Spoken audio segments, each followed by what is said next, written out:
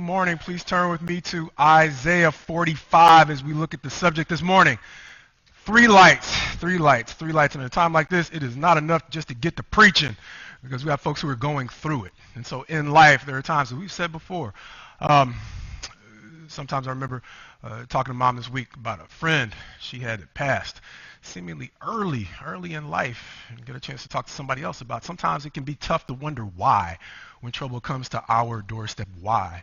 But one of the things we also notice about that friend is there are times in life where, as we said before, sometimes God doesn't have to wait forever for the thing that he is growing in us to ripen. And so there are times when God will allow us to see in the way that people endure difficult times an example in leadership of how difficult times are to be endured. And so likewise, as the prayer mentioned, there are people who are still going through it. And so we appreciate, as you already said, this family who appreciates the offers of help and the prayers that have been extended to them. And likewise, the people who still are in a period of uncertainty about what's going on with their own homes, their own well-beings, and things like that. So with that, hopefully, even though three lights didn't come on to me as a correlation to the times, because this is a lesson that came together before we started seeing fires, before we had the lightning strike on Wednesday night, but hopefully it'll at least be some kind of connection. So it definitely connects to what Eric was talking about in the communion talk, understanding that one of the lights that we have heard about from the time we were probably yay high at a children's moment age is let your light so shine before men that they will see your example and give glory to who? To us? No, to your Father in heaven. But understand that that was not a principle that just came out of thin air, something that Jesus just mentioned. Because if you go to 1 Corinthians 10, as we mentioned, he was around from the very beginning as these things were happening. That cloud that was leading them out of bondage in Egypt was Christ, described as the rock. The one who led them as a fire or a pillar of fire at night was Christ. And so when he speaks in his physical form in the New Testament, it has some roots back here in the Old, and it literally is going to have some roots here in Isaiah. Understanding that we take 7 chapters at a time, it is going to stretch through pretty much all 7 of the chapters we looked at this week. Your scripture reading was from Isaiah 42, ending in verse 6, where our brother just read the purpose that he had for his servant. In those first 6 verses, he's literally going to start out in verse 1, "Behold, my servant, whom I uphold, my chosen, in whom my soul delights. I have put my spirit upon him." And I'm going to confess, one of the things we try to do, at least I try to do in preaching, is to arc the story. Meaning to start it in one place and try to have it, God willing, have a point and come back to that very place. If everything works out, this is where we're going to come back to, whether I go back to this passage or not. Why is that? Because ultimately, when we talked about things that we mentioned last week, that man who talked about the 2 mountains in his life, the one mountain where he pretty much focused on career, all the things that he could do to provide for family, and all the things that he actually lost in that ambition. The second mountain being more symbolized by all the things that seem to crystallize or basically make sense when he was just sitting out listening to his kids play and realizing from the very beginning the thing that mattered most on both mountains was hearing his kids have peace and really joy. That's the thing that I think stands out to me when God is talking about his servant, the one who will come to fix all the things that have gone wrong in Israel. One of the things he is going to say at the end of that first portion, "Behold my servant, whom I uphold, my chosen, in whom my soul delights." If I had to set one thing on my to-do list or my target, is I want to live the kind of life, regardless of the specifics and the rules. When God looks at the things that I'm doing, he simply can say, "My soul delights in what I see." In spite of the difficulties or the failures, he understands that, as our brother mentioned, we're all going to fall short. But over the course of life, does God simply relax and take delight in what he sees in us? And I think that goes to that concept of letting our light shine. See, sometimes it's just a simple test. It's not whether or not I've, like we talked about, attended on Sunday, where I've done all the 10, where I've done all my... You got people who are devoted to memory verses. Memory verses are great. But beyond the memory verses, the teachers are trying to help us understand there is a larger point. They are trying to get us to a place in life where, quite simply, from a mom and dad perspective, one of the reasons why it is a joy for us, I guess, as kids, I'll say, we can come home from school Not having to worry about whether teacher's calling mom or dad for something that's, yeah. It's because I get a little bit more freedom at home, going back to my days growing up when mom is, as he said, who else said it? When happy wife, happy life. As husbands, when you simply know you're doing the things that make your wife delight.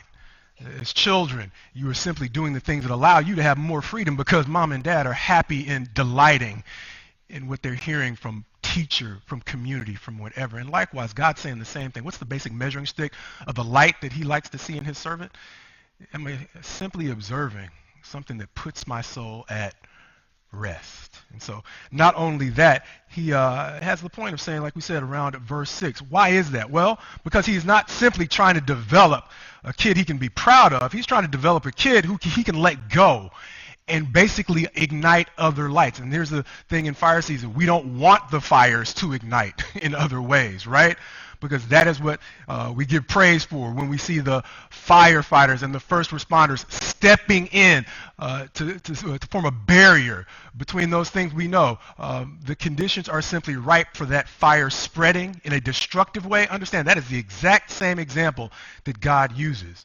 Understanding, I think Romans said, he has the ability to make all things turn out for the good for those who are called according to his purpose, or those who love the Lord and are called according to his purpose.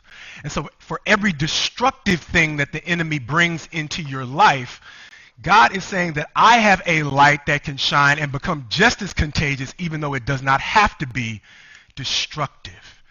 And so understand, when he's saying that the light that he is setting forth in his servant is one that is going to be one that has the potential not only to draw people to him, but to ignite that same light in others. Why do we still have Christianity today? Why are we not simply trying to go to synagogue? Why are we not simply trying to obey Torah?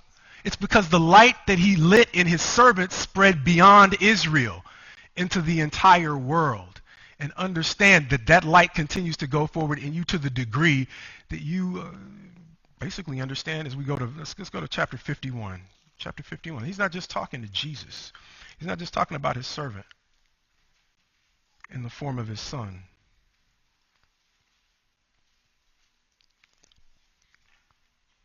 Because in chapter 51, verse 4, he's going to be talking about his entire nation. Understanding that in verse 1 of chapter 51, he's going to help us understand who exactly he's talking to. Listen to me, you who pursue righteousness, you who seek the Lord. Look to the rock from which you were hewn and the quarry from which you were dug. That's open-ended. Understand, one more time. He is not simply talking to his people, Israel. Why didn't he just say Israel? We noticed in the Psalms, the same way, David, as king of Israel, simply could have said, my soul delights in Israel. But David likewise talks about the way in which his soul delights in much the same way God's soul delights here, which may be a reason why he's called a man after God's own heart. It's just not those who are called by his name that ignite that fire in him, that put him in that sense of peace. It is those who are genuinely seeking righteousness. And beyond righteousness, one of those things you'll see as we talked about in verse 5. Sorry, John, wrong chapter. In verse 4, is give attention to me, my people, and give ear to me, my nation. For a law will go out from me, and I will set my justice for a light to the peoples. And so he is talking about, as we already mentioned in the very beginning, he is talking about even from within his people, those who are seeking righteousness. One of the things that we talk about in terms of, okay, beyond just talking to me about scriptures, what practically is a sign that God is actually at work in a certain situation? Well, here we're seeing it. He starts out with his Christ, who puts his soul at peace in his people, those who are actually seeking righteousness. And beyond that, what is the light that is going to go beyond Israel into the entire world? Well, are they fair? And so understand what's happening here. In the progress of things, in the middle of these two lights that we've seen in chapter 42 and the light that we see in chapter 51 is going to be a king that we talked about on Wednesday night by the name of Cyrus. And so beyond him simply saying, I'm going to make a call to the Gentiles beyond Israel, we get to see before Christ extends that offer primarily in his Sermon on the Mount, and then more clearly through the Apostle Paul, what does it look like for a Gentile to begin to display the kinds of characteristics that would also, like his son, put God's soul in a place of peace and, more than that, delight. And that's where I hope we'll spend the rest of our time in chapter 45, looking at one such king, a king by the name of Cyrus, a king by the name of Cyrus.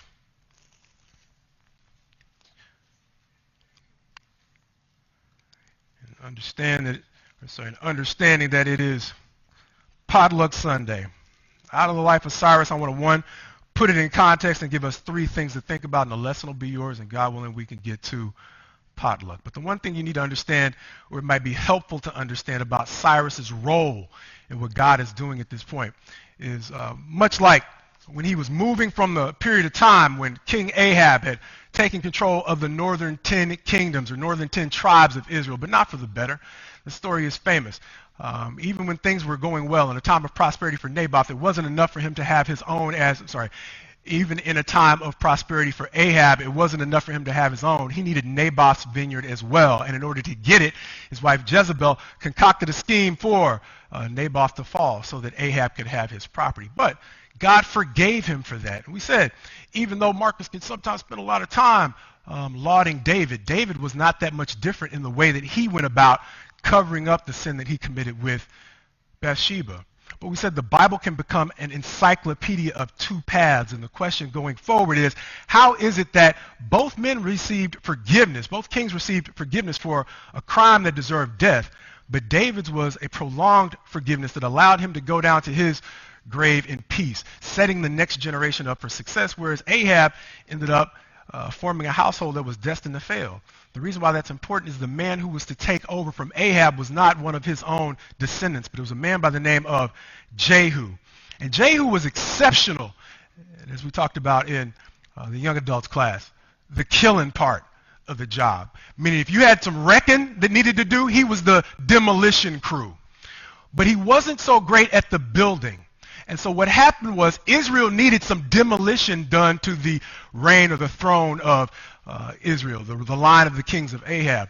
But Jehu wasn't as accomplished at simply doing the things that God told him would make for the same kind of longevity he prepared for David. He told Jehu he'd make him a house as well, as long as he had the confidence to simply do the easy things that don't necessarily look like they make a whole lot of sense. But if you trust God, they will. See, he said, if you simply allow the people to go and worship in Jerusalem, they'll come back to you. But one of the things we mentioned is in life as a man, a lot of times I'll take a lot of confidence in my strengths without paying due attention to the fact that no matter how strong I am in a particular area, I still have a weakness. And Jehu, as great a leader in battle as he was, ended up being too uncertain about the appeal of the people to let them go. And so he ended up making altars that were a more convenient trip for the people to go worship God. In a situation where he wasn't confident they would drive 5 minutes, he's like, there's no way I can let them go all the way to Jerusalem and trust that they'll come back to me. And so he began to make it easier for the people in a way that basically made his relationship with God a little bit more frayed. And the point is this. Ultimately, when we're looking at Cyrus, we're looking at the exact same thing play itself out in the history of the kings that were going to be used to discipline Israel. Because Babylon was a kingdom that was more along the lines of a wrecking ball. They were capable of destroying all that needed to be destroyed in Israel. But they were not capable of helping Israel get back to the point where they were to stand on their own in 70 years. And so ultimately the reason why there was a Cyrus in chapter 45 in the first place was because God was not using Babylon for an eternal purpose. He was using Babylon for a temporary purpose. And he needed a king now who was going to buy into the fact that, let's just read it.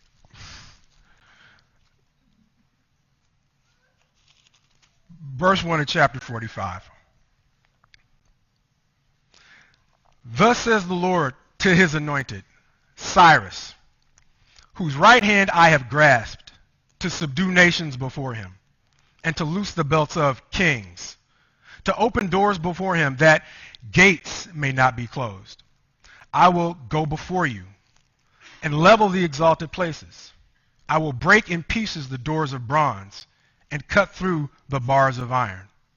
And I will give you the treasures of darkness and the hoards in the secret places, that you may know that it is I, the Lord, the God of Israel, who call you by name. For the sake of my servant Jacob and Israel, my chosen, I call you by your name. I name you though you do not know me. I am the Lord, and there is no other beside me. There is no God. I equip you though you do not know me, that people may know from the rising of the sun and from the west that there is none beside me. I am the Lord, and there is no other. I form light, and I create darkness. I make well-being, and I create calamity. I am the Lord who does all these things. The reason why I'm pausing is sometimes, as a practical matter, I like to set context, but sometimes the context distracts from the Word of God. And ultimately what's going on here with Cyrus is he is being called at a time when, just like we said with the Christ, he came with a ministry that was to go beyond Israel. Cyrus is giving us an example of a man who is one of the first examples of what it practically looks like for a light to shine in a situation where all of the other kingdoms that had come into Israel simply got giddy at the job God had for them. Destroyed, that's easy. Cyrus was a man who was going to do one step further. He was simply going to hear something that King Nebuchadnezzar didn't hear. That was the fact that beyond the fun parts of the job that we talk about from time to time, there's some parts of the job that I might not like quite as much. And those are the parts of the job that have a lot more to do with something like my longevity. And so that is what God is establishing in Cyrus here. There are times in life where the tough part of my job is calling me to trust things that are completely unfamiliar with me. And that is where God is starting with Cyrus.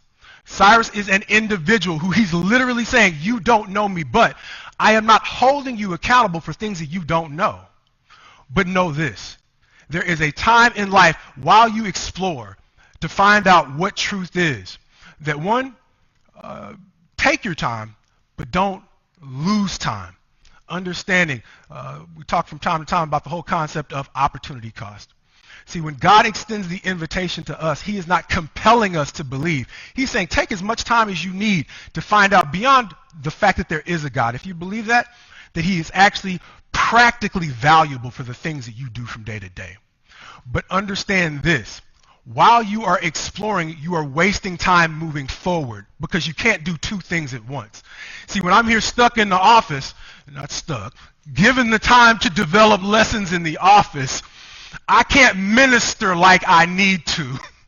And so life is about being able to find the balance between figuring out what needs to be said and understanding what needs to be done.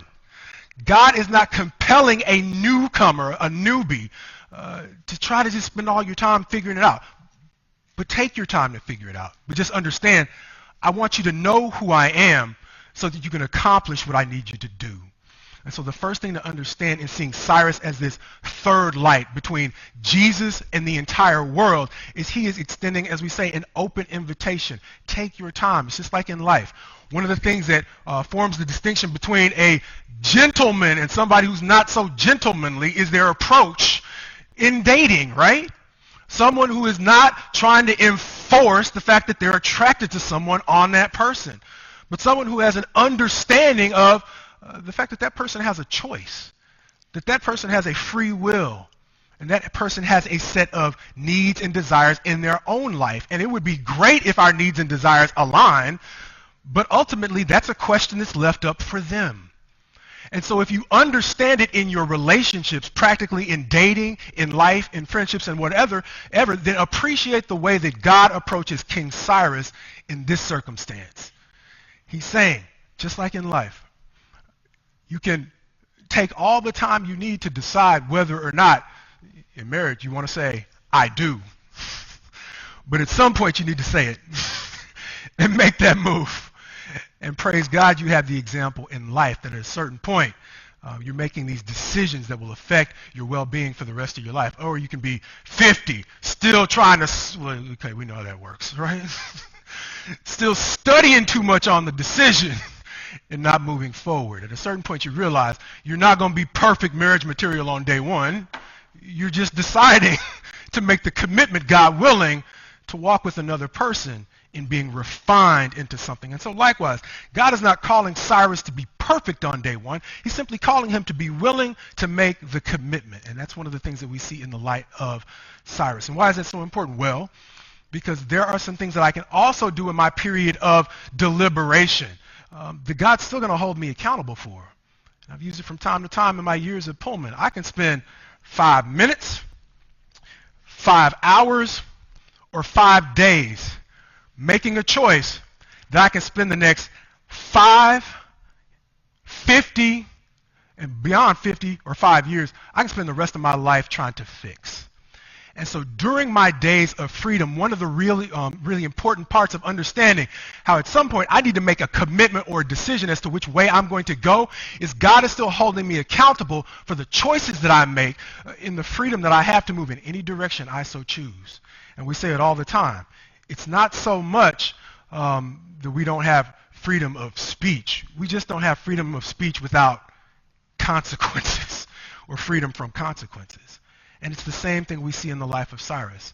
Cyrus has time to figure out what he wants. He has the freedom to choose whatever God or path he would want, but he also, should God willing, have the wisdom to see how that's going to play itself out in the kingdoms of Babylon, Assyria, and everybody else who was in control for a minute. And Cyrus can say, if I want my reign to last for more than a minute, what kind of person should I be in my years of deliberation? And so that's one of the things to think about while we're trying to debate or deliberate in our own lives, whether beyond, I think we're all here for a reason, especially on Potluck Sunday. We're generally that part of the family that comes together believing in God. But there's a thing that Paul talks about to believers, and he delivers to believers and talks about in the last days. One of the dilemma that we'll have is this whole situation where there will be a form of godliness for which folks will actually deny its power. And I don't think any of us would get up and say, I believe in God, but I deny his power. But the question is, in our lives, do we profess God, however, become really uncertain like Jehu as to whether I can actually keep the crowd when they start to stray if I simply do it God's way? Whether or not I can maintain all that I've worked for. If I do this weird thing that it seems God is calling me to do, that it just doesn't seem like it fits with the conventional wisdom. And that is the way in which we are called to deny his power, even as we openly profess to be his people. And so that's the thing he's calling Cyrus to do. And one of the reasons why Cyrus is a light is because, understand, I think the portion of the illustration I left out on Wednesday was when I was with a group of college students as they were throwing a seminar, and I just got a chance to help out with one of the congregations there who was helping to put it on. There was a group of college students who got together to talk about the thing that they were being handed in terms of this generation and what they were taking from the previous generation, and why they seemed to just kind of shake their heads at times as to the situation that they were being handed from the previous generation and how difficult a job they seemed to have in trying to set the country on a healthy course. And one of the young ladies stood up in that meeting. She didn't stand up. She just raised her hand and said, one of the problems we have is no one tells the truth. And we use that as an illustration on Wednesday night to say no matter what you're getting from the previous generation, if you don't make the commitment that your character is going to matter, you're simply repeating the same process all over again. And it's not what the previous generation gave you. It's now your choices. And the thing that made that young lady stand out is she said the thing that no one else was willing to say. Understanding if she also followed that up with living a kind of life that made truth an example, she was also, as one of the things Isaiah is going to say, she was going to make herself a target.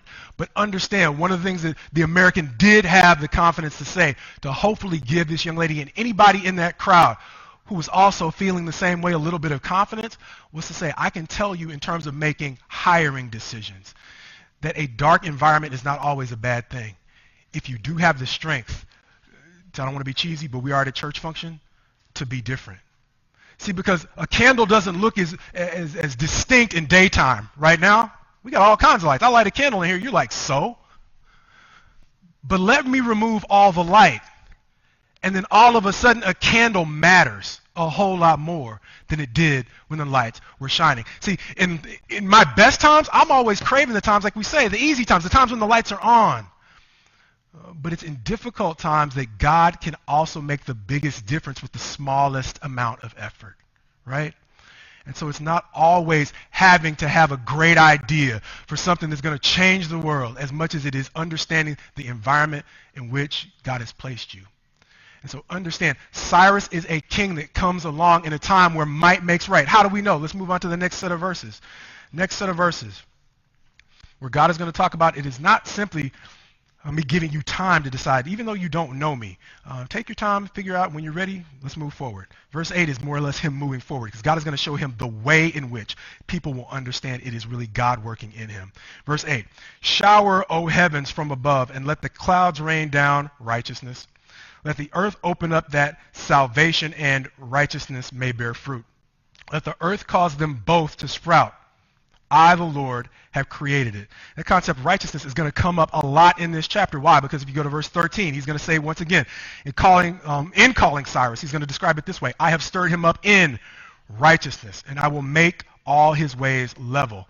He shall build my city and set my exiles free. As we talked about in terms of context, Cyrus comes at a time when God is prophesying the destruction of Israel, as we started out in Isaiah, when times were good. See, it's easy to prophesy decline when you already see things going down. But he was talking during the days of Hezekiah, and if you remember why Hezekiah had trouble in the first place, it's because he had so much stuff that the Assyrians were like, well, why work for it? He's already got it, and he ain't defending it all that good. And so they were a prosperous nation that was attracting invaders. God is saying during this time, it's going to fall even though it's looking good. Likewise, Babylon is the next step in that chain. I'm going to use Babylon to get it done. But beyond that, we said it's like playing chess. He's talking 3 moves ahead. Cyrus is 3 nations and 3 generations at least removed from the prosperity you see now, the destruction you're heading into, and the captivity in which you're going to find yourself. He's saying that Cyrus is the one who is going to give you a ray of hope once you realize it wasn't going to last forever. Because he's going to help you understand that the way to rebuild it, that is why I bring in a Cyrus. See, the whole reason why, I can't say why, but 2 things I need to talk about. I'm trying to decide which order they need to be talked about in. But 2 things that he is trying to help them understand is in his judgment. We talked about with the measure you use, Jesus literally said, it will be measured back to you. Babylon is the measure they had been using when they were wasting the prosperity that God had been giving them. But if God left it to Babylon to all of a sudden become righteous and fair, that wasn't going to happen. And so God used the wrecking ball that was pretty much a whole lot like them. But he's like, if my purpose is going to be accomplished, if this is only going to be temporary, I have to have a king that's open to holding Israel with a loose hand. And that is who Cyrus was. 2 steps ahead, I'm going to bring you a king that doesn't just look like you, but he's going to look like what you need to be when you go back to Jerusalem. And that's what Cyrus was. And understand, when Jesus comes in his ministry, he's going to say much the same thing. Why? He's going to say the prostitutes and the tax collectors enter the kingdom of God before some of the sons of God. And so you're seeing the same thing. Because over and over, when he's talking about justice and righteousness, he's no longer looking to his people for an example of what that looks like. He is giving them an example of what justice and righteousness looks like in the form of a foreign king. How do you know? Go back to Ezra and Nehemiah. It's not just justice and righteousness. It's going to be a picture of mercy as well. Why? Because they've been enslaved for 70 years. You think they're going to go back to king-making right away? No. They're going to try, but they're going to mess up. And so once they go over budget, they're going to have to go back to the king. And how confident are you when you go over budget on something you've been giving money for? You just walk back here, I need another $1 million. Well, hats off to you. I go a few dollars over budget, and I'm a little bit nervous when I got to go back, right? I made a call into the elders while I was away. I was like, I don't know if the budget's looking good. And they're like, it's okay, right? That was a few $100s potentially over budget. And so this guy is talking about becoming not only the kind of king who can set an example for them in righteousness and in justice, but also in mercy. Because when they go back to Jerusalem and they realize they're not so good at being independent anymore, he is going to give them additional allotments of money, and he is not going to be the only one. He is going to have established a kingdom where after Cyrus is long dead, because he didn't live that long, the kings that come after him are going to be merciful as well. And one of the things we said in the young adults class is if you compare Persia and Babylon, the prophecies against Babylon really go back all the way to, remember something called the Tower of Babel? What book is that in? In the Genesis, there we go. That's in the very beginning. Many people think that this is the very same Babylon that we're now seeing just over halfway through the Bible in the prophets in Isaiah. They're literally rebuked at least 4 times. They got four whole chapters just to Babylon. And it's not just the fact that they're strong and mighty, it's the fact that it's not going good. And then by the time we just finished talking about the Revelation, by the time you get to the Revelation, Babylon has now become a picture of what it is to completely oppose God's will in many ways. And you're seeing Babylon rebuked once again in the Revelation. Revelation 18, if you want to look it up on your own time, where he's talking about his people. I've mentioned it plenty of times. Come out from her, lest you share in her plagues. Why? Because God is not a respecter of persons. And so Cyrus, in understanding that he is taking the baton from Babylon, and in many ways for a nation that has been defended from the likes of Assyria, he has to understand that, as we say from time to time, if you want to make money, I'm not a great investor, but I do know when I listen to them that sometimes they say you don't necessarily make your best returns on worn out investments that everybody's always looking at. And I'll just give a couple of examples. The whole GameStop thing. I don't know a whole lot about investments, but those who do, correct me if I'm wrong. Part of what happened to GameStop is they were able to basically, in some ways, start a trend that nobody else was looking into. And part of the reason they were able to make money is because they were doubted by all of the established investors who were betting on or short selling a stock like GameStop. And so it's only because they were willing to be a light in a market that said it's all going this way that they were poised to make a lot of money. And so Jesus is literally going to say it in Luke chapter 16. The sons of this world are wiser with unhealthy or unrighteous wealth than we are with righteous wealth that God has given us. And he says if they understand what it's like to have to take some chances and be different in a certain environment to make the most out of their time and their money, he's like the sons of God have to realize the same thing. And that is what Cyrus is going to have to realize. See, I can't be tough like Babylon. I can't be tough like Assyria if I'm going to find a longevity that lasts longer than theirs did. So Cyrus was giving us an example of what it's like to be a light in a different generation. Understand, in a generation where just flexing muscle was actually the way that leadership was done. How do we know? I'm going a little bit more in depth, and God willing, in a few minutes the lesson will be yours. As I said at the beginning, it is one thing to tell you, oh yeah, be righteous, but what does that actually look like? What does that actually look like? It's one of those nebulous concepts. Well, sometimes I like to start with what I know. I go to another passage, and if it didn't tell me exactly what righteousness looks like, sometimes it's telling me what it's not. And that's what we find in Habakkuk, because Habakkuk is a minor prophet who's going to deal with these same Chaldeans that Cyrus is going to be taking over from. And in Habakkuk, if you know the rough outline of the story, Habakkuk is one of those that's helping us understand the way in which God takes the measure that we use and measures it back to us. Because he starts off at a prophet talking about, God, how can you sit and watch all this injustice that's going on around me in a nation, an entire nation, not just a building, but an entire nation that's called your people? And God's like, just wait. And, God is basically like, don't worry, because you're not going to believe what I'm about to do, even if I told you. But I'll go ahead and tell you anyway, beginning in verse 5. Look among the nations and see, wonder and be astounded. For I am doing a work in your days that you would not believe if told. For behold, I am raising up the Chaldeans, that bitter and hasty nation, who march through the breadth of the earth to seize dwellings not their own. They are dreaded and fearsome. Their justice and dignity go forth from themselves.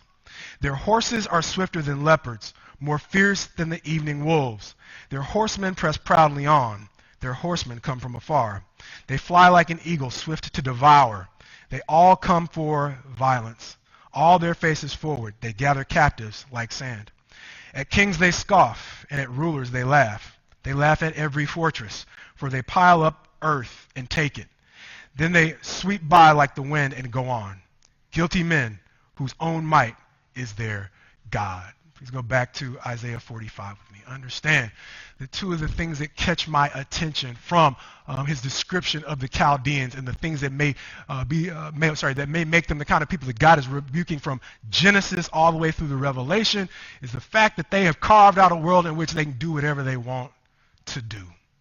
Understanding that we have talked about in 2 Thessalonians. Paul is going to also offer up a warning about days of lawlessness, right?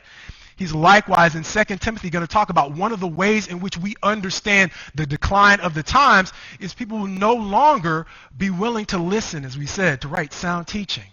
But they will pile up for themselves teachers who will essentially tell them that in the tradition of the Chaldeans, whatever you want is pretty much whatever you can do. Whatever you can get away with, that's kind of, not to use my brother's example again, but whatever happens in Vegas stays in Vegas. It is basically taking the law that applies to Vegas and scaling it. And so understand that Paul is talking about, don't be surprised when you see these days begin to creep closer and closer to your doorstep. Understand the ways in which you don't have to live in Vegas now for Vegas to come into your phone. You don't have to live near the danger for it to become a threat to your household. You can welcome it in with the press of a button. And now understand how these people who wrote back in the first century are starting to look pretty swift. Because we didn't necessarily know how it was going to scale globally the way they were describing it. But now we're getting to be living, breathing examples of how it goes from one place, viral, all over the globe, to your home. And so understand that when he is talking about the danger of the Chaldeans back then, was the Chaldeans, they had to literally physically go and conquer. But right now, all the Chaldeans have to do is find the right influencer and get them to make the right TikTok video and get them to put it out on their feed. And all of a sudden, a nation that basically exerted its influence through might can compound its military might with a savvy ad campaign that doesn't work the way our ad campaigns used to. Remember that campaign? Some of y'all won't remember. Where's the beef? Ah, there we go. Heard a few folks who remember, right? Famous Wendy's commercial back in the day, right? Think of your own ads, the old catchy jingles, whatever you remember. They don't need that anymore. They get it for free. All they got to do is find one of the kids with about 50 million followers and get them to put that on their feed. And now all of a sudden it can go viral and potentially global. So understand when he is talking here about this whole concept of Cyrus, which way are you willing to go? And why is it that God is replacing the Chaldeans? It's because he is replacing people who are willing to put just about anything on their feed with people who are now saying, okay, wait, God did allow them to be super successful. We talk about the whole concept of viral. I can tell you what it's like from a real small perspective. You have to get over the fact that one or two things that you put out in the way of content, wow, for me, man, 50 views is huge. So you start giving me something like 100, I'm like, man, it's nothing but up from here. Yeah, no, not really. That's one video during one day or 1 week that might last for a month. And so ultimately you have to realize that it takes more than a viral moment to create a celebrity status or even a success. And that is the issue that Cyrus is confronting right here. He's like, I've seen the last couple of viral kingdoms. I got to decide whether or not I want to be a success as opposed to a viral one-hit or two-hit wonder. And these are the things that God is telling him will provide him enduring success beyond his viral moments. See, the trap that the previous kingdoms fell into is they fell into the viral moment. If it went big, 1,000 hits, 1,000,000 hits once, they tried to do the same thing the same way without moving forward and realizing that the place they were, even if God was with them in the moment, that's not where he is anymore. And so what God is doing in picking a Cyrus is he is picking a man who is willing to follow him along in each place where he is moving, as opposed to being stuck in the place where God was once doing something that might have seemed to be a mighty work in a mighty way. It's quite simple. We call it being flexible, right? And so in Cyrus, we were seeing God replace two inflexible kingdoms in Assyria and Babylon with a man who is willing to say God doesn't need a mighty army anymore. He needs a mighty court.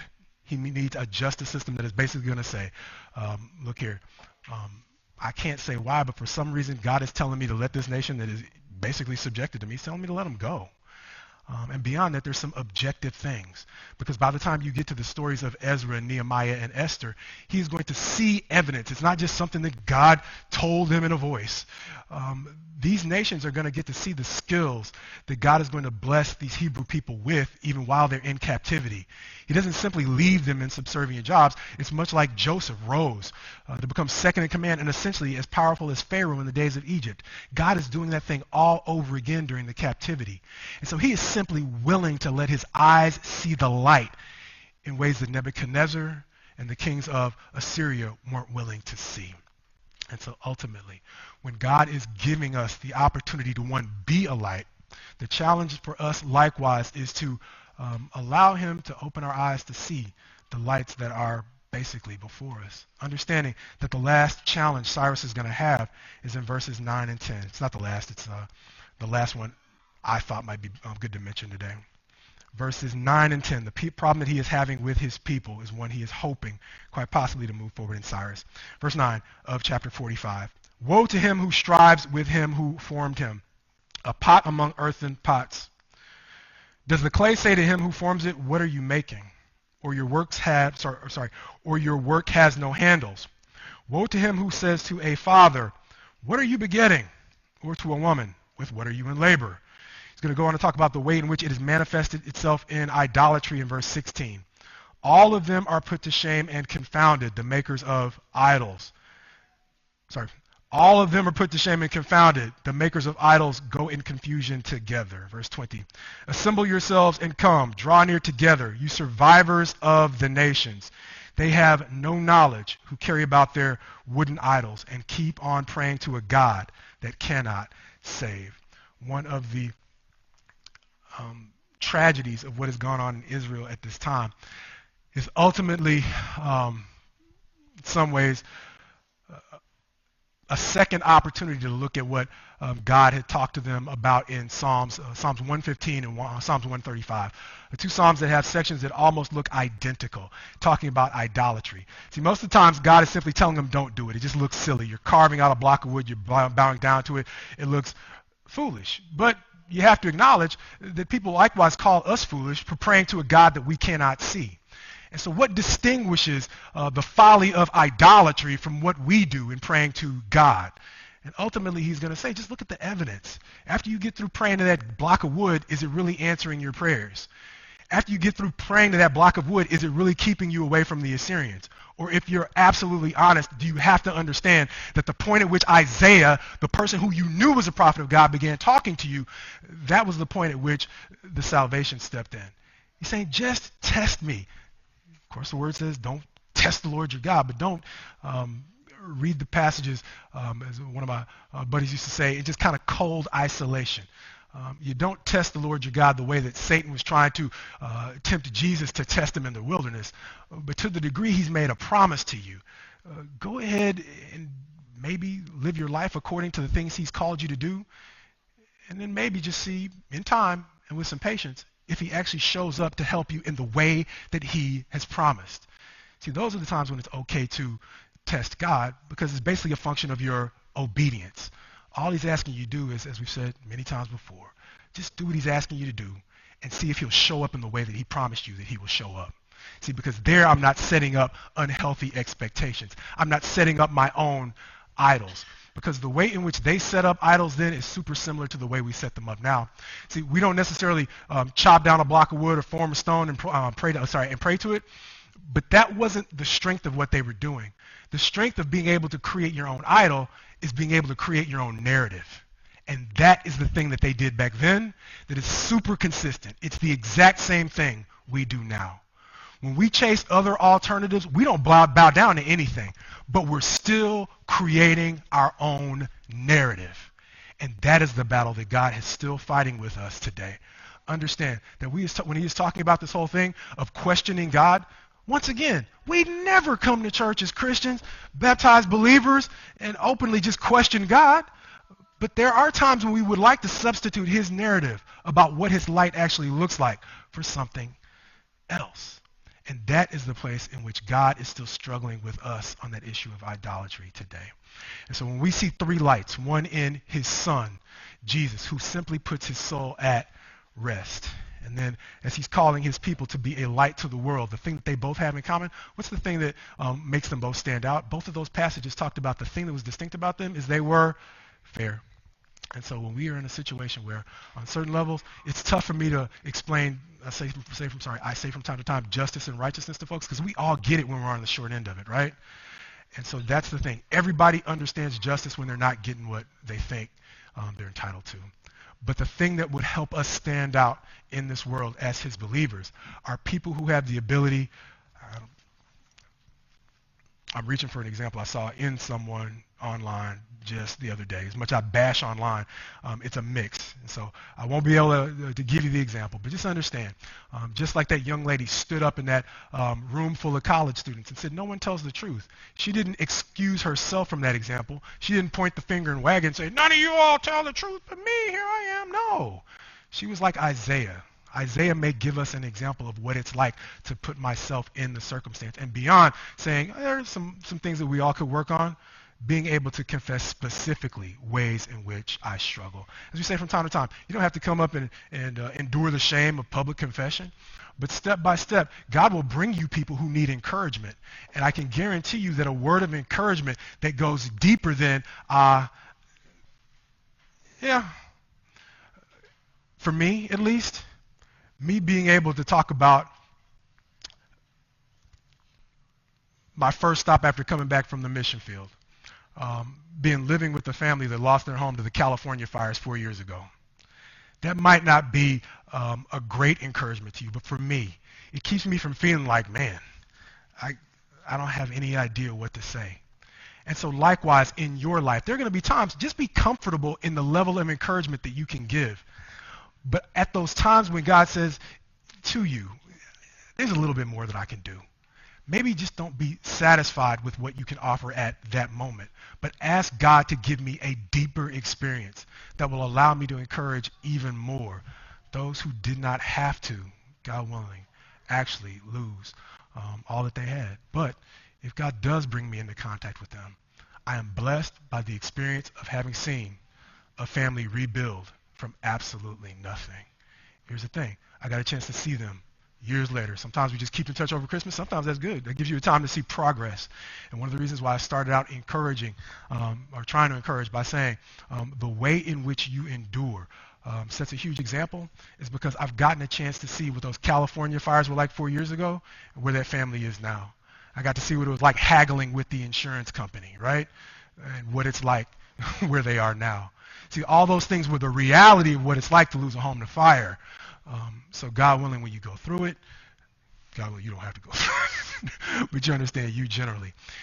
You have something that you can offer people who have actually been through it. It doesn't seem like right now there's a light at the end of that tunnel. Sometimes it's all just the struggle, but rest assured, it's not just people out in the world who are going through it, but there's some people who, in God's own family, we can put you in touch with right now, who can show you something that God blessed them with, that was more than they could have ever imagined.